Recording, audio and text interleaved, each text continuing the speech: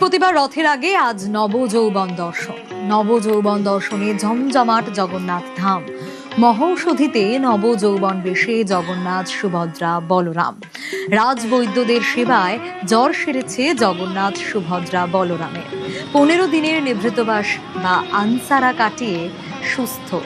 স্নান যাত্রার পর থেকে পুরী ধামের বন্ধ দরজা খুলল।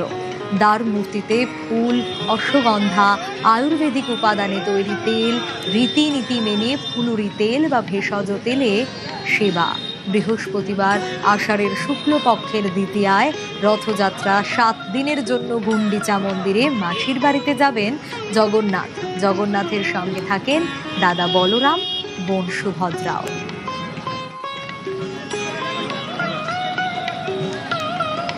বৃহস্পতিবার রথ আর তার আগে নবযৌবন দর্শন। নবযৌবন দর্শনে জগন্নাথ ধাম একেবারে জমজমাট। ভক্তদের ভিড়।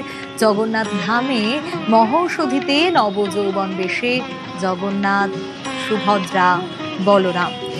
এতদিন তাদের জ্বর ছিল, রাজবৈদ্যরা সেবা করেছেন আর তাদের সেবাতেই জ্বর সেরে এখন সুস্থ জগন্নাথ, সুভদ্রা, বলরাম। 15 দিন 2 সপ্তাহ তাদের নিভৃতবাস বা আনসারা তারা কাটিয়ে উঠেছেন। এখন 3 জনেই সুস্থ। স্নান যাত্রার পর থেকে পুরী ধামের বন্ধ দরজা খুলল।